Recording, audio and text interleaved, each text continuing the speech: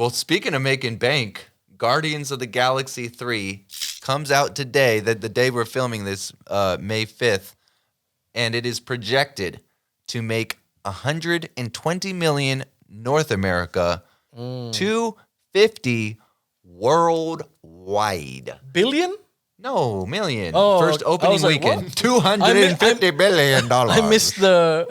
I missed the denomination. No, 120 million nice opening reaction. weekend North America, 250 worldwide opening weekend box office dollars. Do we think it's a possibility? Here's my question.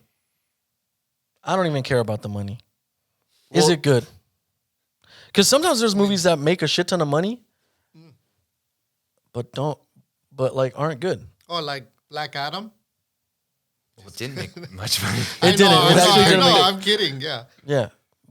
Well, I think the money is part of being good. That's why I'm asking. Do we think that the American public and the worldwide, audience has the confidence in both Marvel as a franchise and Guardians of the Galaxy as a almost separate entity? Because if you look at the original Guardians of the Galaxy movie, right in the middle, the second saga, what's it called? The eras, what are they? Phase, second phase. Phase 4, Phase Phase 2? 2 of the MCU, off the heels of the Avengers and the Iron Man 2 or 3, whatever it was. For the first time, we're getting something brand new out in the galaxy, the space Marvel, like Star Wars Marvel. And it's their, attempt at doing the space drama. Trademark of Disney. So, space opera. So, they proved with Guardians that they can take an unknown entity, do whatever they want, write their own check, and just cash it in. And from then on, that kind of broke the code for all right, we have the excitement, the humor, the sci-fi elements. It really created the Marvel formula with that movie.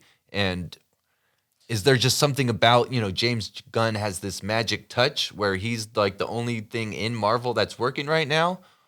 Or is Marvel just gone off the cliff completely in the eyes of the public? I think was gonna say we'll see after this one. I feel like, for example, Thor was trying to take that kind of James Gunn, Taika Waititi, kind of vibe, right? I would go Taika. The silliness of Thor lacks the gravitas of Guardians. Gunn. So even Gunn, because Gunn on the second still make you cry. Yeah, because on the second one or the first one with spoiler alert when the funeral scene, I Don cry two every or time. Don or whatever, or the main the dad You are young and with the I'm Mary Poppins or whatever. Oh yeah. Like Yondu? that, yeah. And When that, Yondu dies, just forget about it. I was like, dang. I'm a mess. Yeah, it was pretty hardcore, emotional. So those movies have had a lot of heart. But the Ragnarok was funny and enjoyable, and then Love and Thunder Was a little rough. is a SNL sketch featuring Thor. I did not like it one bit. I didn't think it was completely awful. I just think it was one of those things where, well, anyways, the point isn't to review Love and Thunder. Well, the state of the MCU, that's where we're at now. That's where we left off. I'm just trying to think, like Black Panther, that was also an emotional movie, And I mean, the crazy thing about that one is because they had to contend with the death of the actor. Both on screen, on screen they and tied it in the writing. They tied it in. They chose to kill the character, which I thought was a really dumb idea. It was bold. I'll give them that. I thought it was a bold I thought it was a risk, Certainly a bold it's a risk. and I gotta respect that because I feel like a lot of people would not have taken that leap. I respect the risk, but not the choice. I think they absolutely should have recast Black Panther. I think the character comes first. You don't need to bring the death of an actor into the Marvel Cinematic Universe. The whole point is that we're going to the movies to get away. So right. Why remind us that Chadwick Boseman died when, in fact, we could celebrate the Black Panther still being here? I think that's the core thing, right? It's big movies like this have always been about audience acceptability, and it's always been about let's test this movie. let's test the shit out of this That's movie. where I make was shit. going with this. Like you know? it tested well with audiences. Yeah, It and made- people it and, made and they bank. knew and they like Disney's not gonna make a choice to kill off a character if they didn't see that audiences didn't want that. I find and it not even- hard to and believe not- that and- audiences wanted Black Panther dead. No. I'm saying, well, you may find it hard to believe, but their research, which I'm certain, dude, that they did, put millions of dollars into research and like screening different test screenings and stuff like that, that people reacted better to getting rid of the Black Panther character. Was there ever a screening with the Black Panther in it? You never know. We don't know, and we might not know. I doubt there was. Hey, I feel like Chadwick Boseman, like from the beginning, decided this is where we're going. You know, he's dead. You know, this is my friend. I'm dedicating this movie to my dead friend, and I'm not even considering, you know, going Bro, the other route. you swear like Chadwick Boseman isn't gonna get fucking reamed by Disney if he doesn't choose something Chadwick that Boseman is dead. or not. But you said Chadwick. What's the director's name? I forgot his name. Ryan Coogler. Ryan Coogler. You swear he's not gonna make a decision that's solely based on what Disney's bottom line is gonna be.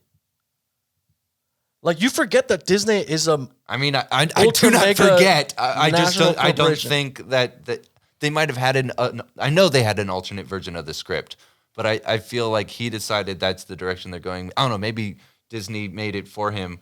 I still think it's the wrong decision. I still think that if you were going to go up to random people on the street and say, "Hey, do you want a movie where Black Panther's dead, or do you want a movie where he's alive?" 100% of the people are going to not say dead. I disagree with that, but Really? You yeah, I think really- they preferred their heroes to be dead? I think people were attached to the hero, like Chadwick Boseman as the hero, and they didn't want to see the hero represented by any other person than that. At least for this viable set of generations that saw Chadwick Boseman as Black Panther. Maybe in the future, when there's younger generations that have never seen Chadwick Boseman as Black Panther, they'll be more willing to revisit the character. But I think the people that saw the first movie and were like really enthralled with the movie and everything like that, like I think that they were attached to Chadwick as a person who reflected the values not only of the character but of like the people that felt represented by the character. And I think it's naive to think that another actor could not only do as good a job, but possibly better. They could be out there. And I think it's very short-sighted to just say, oh, I'm so emotionally attached to one person playing the role that no one should ever do it ever again, or at least not for a very long time, to the point where you'd have to like have a different MCU. Like Black Panther can no longer be in the MCU because it has to be Chadwick. Like, how immature and short-sighted do you have to be? Well, there's that's the thing about the Black Panther, right? It's a different. Somebody else is gonna take the mantle. It's a Black Panther, just like Batman.